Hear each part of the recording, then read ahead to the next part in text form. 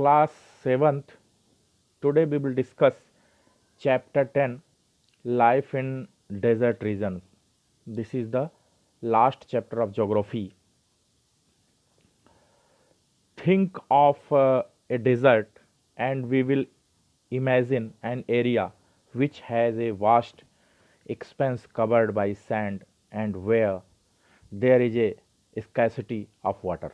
जब हम डेजर्ट के बारे में सोचते हैं, रेगिस्तान के बारे में सोचते हैं, तो हमारे माइंड में जो इमेज आती है वो एक ऐसा एरिया आता है जो कि बालू से कवर हुआ होता है और जहाँ पानी की कमी होती है. It's difficult to visualise that millions of years ago some of these area were vast fertile plains which supported thick vegetation and rich wildlife. ये कहना बहुत ही कठिन है, लेकिन फिर भी बताया जाता है वैज्ञानिकों के द्वारा कि लाखों साल पहले ये एरिया बहुत ही उपजाऊ था. ये जो डेजर्ट एरिया है, रेगिस्तानी एरिया है, बहुत उपजाऊ था. यहाँ खूब बड़े बड़े पेड़ होते थे, वाइल्ड लाइफ बहुत अच्छी थी. The gradual changes in the climatic conditions change the entire scene. लेकिन धीरे धीरे वातावरण में बदलाव के कारण, वायुमंडल में बदलाव के कारण ये पूरा एरिया बदल गया. Today, these have been transformed into hot, dry, barren lands, which seem more like wastelands. और धीरे धीरे ये एरिया गर्म हो गया, सूखा हो गया और बंजर हो गया ये ज़मीन, और ये बेकार भूमि हो गई. But life exist there even today. Let's find out more about these areas called desert. आइए इस एरिया के बारे में बात करते हैं हम, जिसको कि डेजर्ट कहा जाता है. A desert is a region where experiences low rainfall, extremely harsh temperature conditions and supports scanty vegetation. Desert एक ऐसे एरिया को कहा जाता है जहाँ पे कि बरसात कम होती है, 25 सेंटीमीटर से भी कम की बरसात होती है, टेम्परेचर बहुत ज़्यादा होता है, वेजिटेशन बिल्कुल नहीं होता है, उसको डेजर्ट्स कहा जाता है. Depending on the temperature conditions this can be classified as hot desert और कोल्ड डेजर्ट्स. टेम्परेचर के अनुसार इन्हें दो भागों में बांटा जाता है. एक तो हॉट डेजर्ट यानी कि गर्म रेगिस्तान, और एक ठंडा रेगिस्तान. Life exist here only where availability of water is assured. जीवन यहाँ बिल्कुल ना के बराबर होता है, लेकिन अगर यहाँ कहीं भी थोड़ा बहुत जीवन है भी तो जहाँ थोड़ा पानी पाया जाएगा वहीं पर जीवन होता है. This chapter will draw a comparison between the physical conditions and life of people in these 2 years of desserts. इस चैप्टर में हम कंपैरिजन करेंगे इसकी फिजिकल कंडीशन, लोगों का जीवन और ये 2 प्रकार के डेजर्ट्स के बारे में. तो बात करते हैं Sahara, the hot desert Africa. Sahara is the world's largest desert. Sahara पूरे विश्व का सबसे बड़ा रेगिस्तान माना जाता है. It covers an area of approximately 8.54 million square kilometre and stretches across several countries of Africa. ये जो एरिया कवर करता है सहारा डेजर्ट, वो 8.54 मिलियन स्क्वायर किलोमीटर कवर करता है और विश्व के कई कंट्री में आता है. Lying between Atlantic Ocean in the west, the Red Sea in east and Mediterranean Sea in north, its southern part merge into savanna grassland. अगर वेस्ट में बात की जाए तो अटलांटिक ओशियन के पास इसकी सीमा है, और ईस्ट में रेड सी के पास में है, नॉर्थ में मेडिटेरियन सी के पास में है, और सवाना ग्रासलैंड भी इसी के करीब मिला हुआ इसमें पाया जाता है. The huge Sahara Desert does not have uniform relief. जो ये बड़ा सहारा डेजर्ट है, सहारा रेगिस्तान है, इसमें बहुत रिलीफ दिखाई नहीं पड़ते हैं. Beside vast stretches of sand, the area is also covered by vast stretches of pebbles and gravels, and also high plateau with a where rocky surface.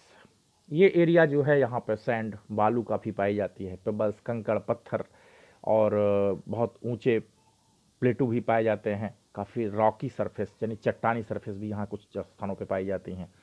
Several oasis are found here and these are source of fresh water for the people. कई यहाँ पे oasis भी पाए जाते हैं जो कि वहाँ के लोगों के लिए जो कुछ एरिया में रहते हैं उनके लिए साफ़ पानी उपलब्ध कराते हैं।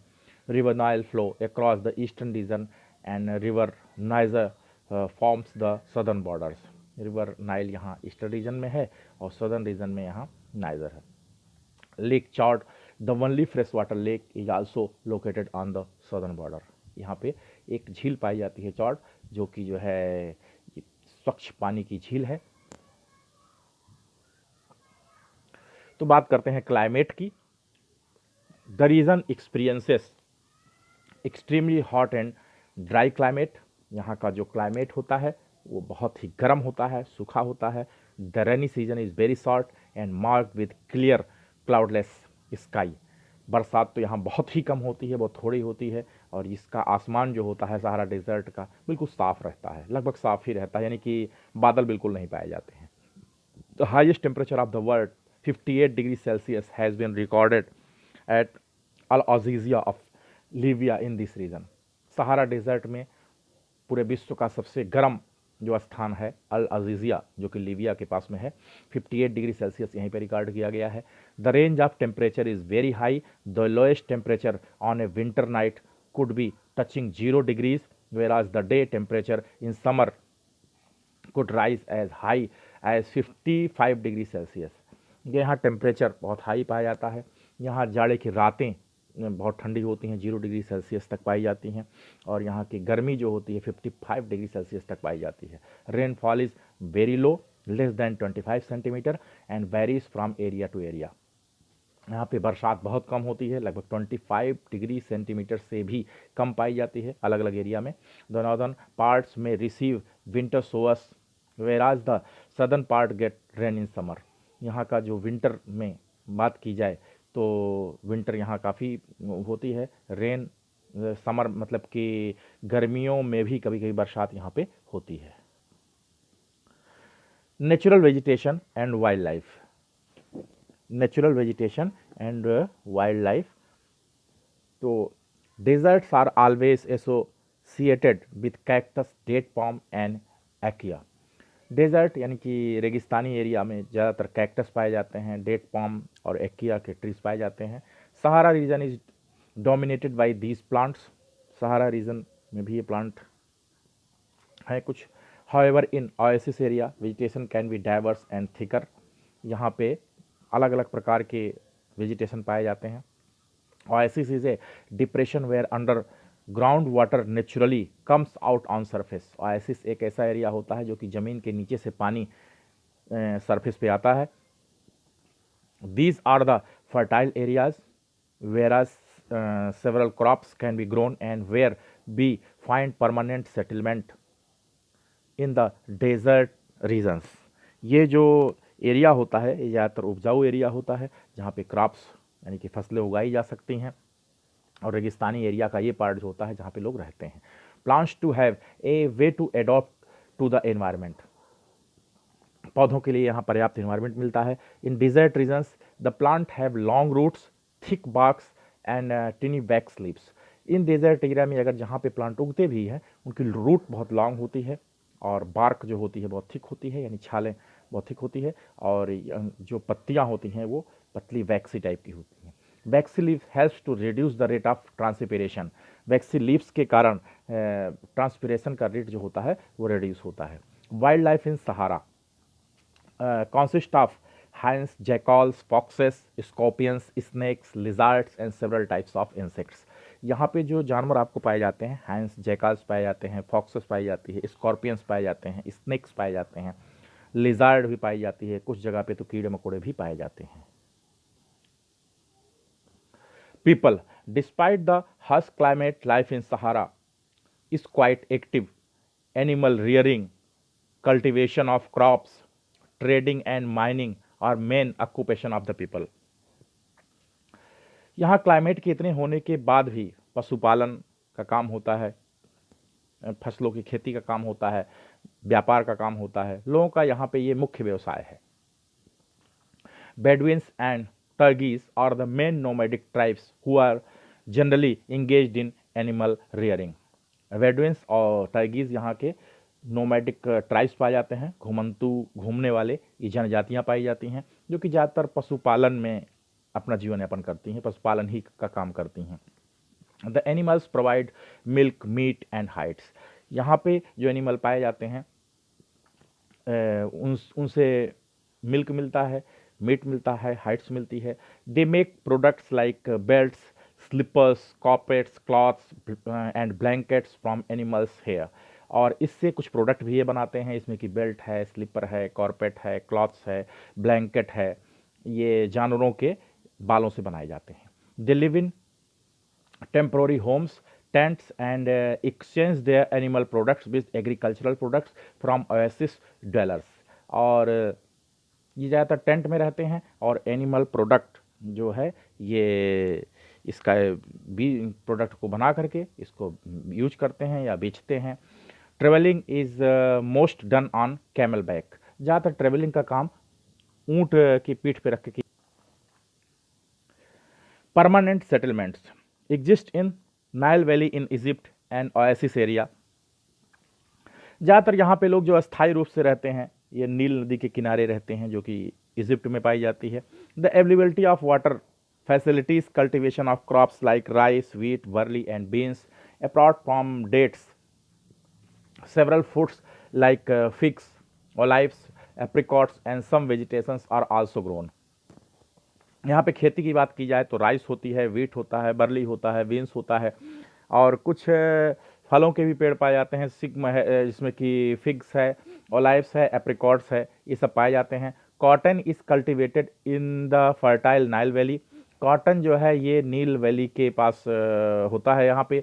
Egyptian cotton is best quality of cotton grown world wide. और पूरे वर्ल्ड में इजिप्ट का, यानी मिस्र जो कंट्री है, इजिप्ट जो कंट्री है, इसको मिस्र भी कहा जाता है हिंदी में, यहाँ पे कॉटन बहुत अच्छी क्वालिटी का होता है। It's fibre is the longest and strongest and helps Egypt earn a lot foreign exchange. यहाँ का जो फाइबर होता है बहुत अच्छी क्वालिटी का, मजबूत होता है, जिससे कि ज़्यादातर लोग, यहाँ के लोग, फॉरेन एक्सचेंज का काम, फॉरेन एक्सचेंज बहुत अच्छा होता है, यानी विदेशी मनी यहाँ बहुत अच्छी तरीके से आता है इसी कॉटन के कारण। Life for natives is tough. यहाँ का जीवन काफ़ी कठिन होता है। Harsh and extreme physical condition along with scarcity of water add to hardship of the people.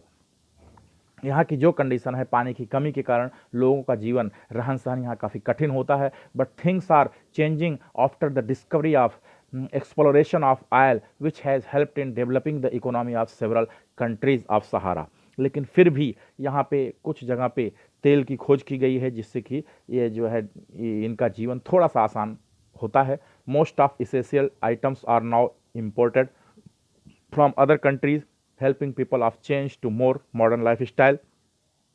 बाकी सारे सामान तो लगभग इनको बाहर से ही मंगाने पड़ते हैं, इंपोर्ट करने पड़ते हैं, जिससे कि ये मॉडर्न लाइफ स्टाइल जी सकें। सब इनको बाहर से ही मंगाना पड़ता है। तो नेक्स्ट हम बात करेंगे Ladakh, the cold desert India. Ladakh is located in eastern part of Jammu and Kashmir, and it is region of high mountains known as Ladakh, which means the country of the mountain pass। La means mountain, mountain pass, and Dak means country। तो लद्दाख जो है ये जम्मू कश्मीर के eastern part में पाया जाता है। यहाँ पे काफ़ी ऊंचे ऊंचे माउंटेन पाए जाते हैं, जिससे लद्दाख नाम से जाना जाता है। लद्दाख का ये जो कंट्री है, ला का मतलब होता है माउंटेन पास और डाक का मतलब होता है कंट्री, तो इसलिए जो है ये इसको ये नाम से जाना जाता है। Ladakh is made up of only 2 district, Leh and Kargil. Ladakh में 2 ही डिस्ट्रिक्ट हैं, एक तो लेह और एक Kargil. Laying north of greater Himalayas, it is bounded by Karakoram range in north and the Zanskar range in south. अगर इसकी बाउंड्री पर विचार किया जाए तो नॉर्थ में काराकोरम रेंज है और साउथ में जास्कर रेंज है। The Ladakh range with an average height of 6000 metre runs through the regions.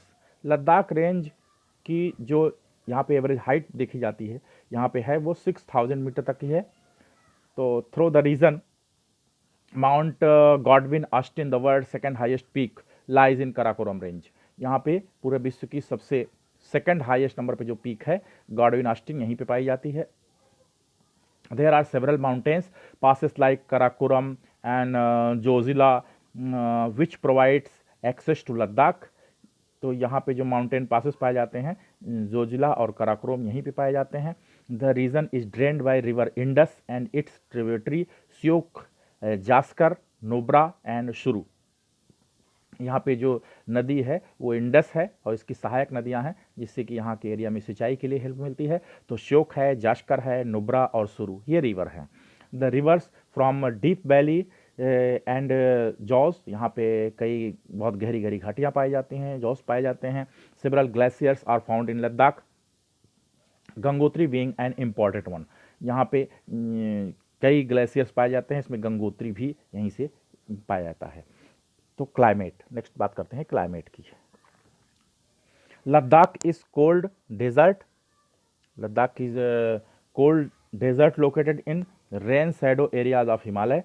तो लद्दाख जो है ये यहाँ पे एक कोल्ड डेजर्ट है, यहाँ पे इस पर कई हिमालय पाए जाते हैं। The climate here extremely cold and arid dry, यहाँ का जो तापमान होता है बहुत ही ठंडा होता है, सूखा यहाँ पे एरिया है ये।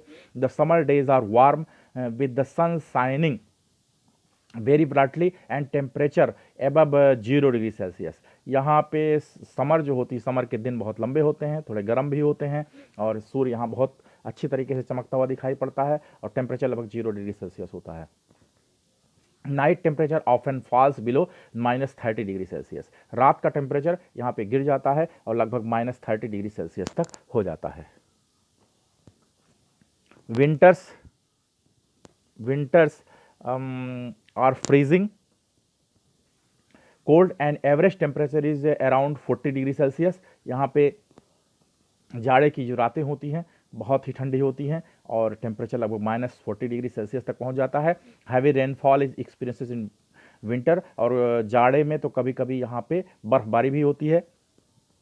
Rain shadow means the leeward side of mountains as moisture laden wind reaches the Himalaya and windward side of the mountain receive heavy rainfall while the other side receive the low rainfall. यहाँ पे जब हवाएं चलती हैं तो हिमालय के पास पहुँची हैं और ये जो है माउंटेन जो होता है इस समय पे बहुत माउंटेन एरिया के कारण ये पहाड़ों पर बहुत हैवी रेनफॉल होती है और दूसरे साइड में लो रेनफॉल होती है, यानी कि वहाँ पे पानी कम बरसता है। The side of mountain which faces the wind is called windward side and other side is called rain shadow side और लीवार्ड साइड। जिस एरिया में हवाएं चलती हैं उसको विंडवार्ड साइड कहा जाता है और जिस एरिया में बरसात मिलती है उसको रेन शैडो साइड कहा जाता है, जिसको कि लीवार्ड साइड भी कहते हैं। Natural vegetation and wild life, due to scanty rainfall vegetation is sparse. यहाँ पे बरसात की कमी के कारण वेजिटेशन तो कम ही पाया जाता है, फिर भी trees like willow, cypress, elm, poplars and juniper are found in the valleys. लेकिन फिर भी यहाँ पे विलो, साइप्रस, एल्म और पॉपुलर के ट्री पाए जाते हैं। Higher slopes have grasses and shrubs, और कुछ ऊंची जो स्लोप्स का एरिया होता है वहाँ पे ग्रासेस और सर्फ्स ही पाई जाती हैं। Several species of birds are found here, robins, redstarts, Tibetan robin and hoopoe being the common ones. ये सब यहाँ पे बर्ड्स भी पाई जाती हैं। Animals like wild goat, wild sheep, yak, snow leopard, wolf and Tibetan wild ass and antelope are found here. People of Ladakh are engaged in animal rearing, agriculture and tourism. Ladakh के लोग जो है पशुपालन में एंगेज रहते हैं, खेती का काम करते हैं, टूरिज्म का काम करते हैं। Live stock like yak, sheep and goat are reared by most families. यहाँ की जो फैमिली होती है यहाँ पे जो पशुपालन का काम करते हैं उसमें वे याक को पालते हैं, सीप को पालते हैं और गोट को पालते हैं। Yak apart from the being the beast of burden also provide milk and wool. Yak के द्वारा इनको मिल्क भी मिलता है और ऊल भी मिलता है। Its hair are used for making tents. इसके जो बाल होते हैं इससे टेंट बनाया जाता है। Pashmina a very fine variety of wool. Pashmina जो एक बहुत अच्छी क्वालिटी का ऊन पाया जाता है, इस कलेक्टेड फ्रॉम द गोट्स। ये यहाँ गोट से कलेक्ट किया जाता है। Ladakh is famous for shawls, blankets and carpet. Ladakh से शॉल, ब्लैंकेट और कारपेट यहीं से पाए जाते हैं, यहीं से मिलते हैं। Agriculture is practice in summer period between May September. Agriculture यहाँ पे समर के सीजन में होती है, ज़्यादातर मई और सितंबर में। Wheat, barley, vegetables and fruit like apricots, walnuts and grapes are grown here. यहाँ पे वीट यानी गेहूं की खेती होती है, बर्ली की खेती होती है, वेजिटेबल्स सब्जियां भी होती हैं, फ्रूट्स भी होते हैं जिसमें कि एप्रिकॉट्स हैं, वॉलनट्स हैं, ग्रेप्स हैं। The study people of Ladakh are very hardworking and have evolved methods of overcoming the challenges posed by the inhospitable environment। Ladakh के लोगों का जीवन बहुत ही कठिन होता है और बहुत परेशानियों से ये यहाँ पे रहते हैं। पीपल हियर आर आइदर मुस्लिम और बुद्धिस्ट। यहाँ के ज़्यादातर लोग मुस्लिम या बुद्धिस्ट हैं। Western Ladakh is Muslim dominated area, well eastern Ladakh is Buddhist dominated area. जो वेस्टर्न पार्ट है यहाँ पे मुस्लिम पाए जाते हैं, लद्दाख का जो वेस्टर्न पार्ट है, और लद्दाख का जो ईस्टर्न पार्ट है यहाँ पे बुद्धिस्ट पाए जाते हैं। Ladakhi is the common language spoken here. Ladakhi language यहाँ तक ज़्यादातर बोली जाती है। Several Buddhist monasteries dot the landscapes. यहाँ पे कई बुद्धिस्ट मोनेस्ट्रीज भी पाई जाती हैं। Some of famous gompas as these monasteries are called और हेमीज, थिक्सेज, सेज एंड लमायोरू। ये बुद्धिस्ट के यहाँ पर पाए जाते हैं। Ladakh is major tourist attraction. Ladakh tourist attraction का भी केंद्र है। Visit to the gompas, witnessing ceremonies and festivals are important attraction in this region. Tourism has help to bring about development here. यहाँ पे पर्यटन की बहुत सारी संभावनाएं विकसित हैं। दो the terrain is rugged and developing roads is difficult. Leh, the administrative capital of Ladakh, is connected to Kashmir Valley by road which passes through Zoji La. यहाँ पे यहाँ का जीवन काफ़ी कठिन है। रोड्स भी काफ़ी यहाँ पे अच्छी नहीं कही जा सकती हैं। यहाँ पे जो लद्दाख का एरिया है कश्मीर वैली से जो जुड़ा हुआ है, रोड से जुड़ा हुआ है, जो कि जोजिला पासेस से जुड़ा हुआ है। Leh is also connected to Srinagar and Manali by road.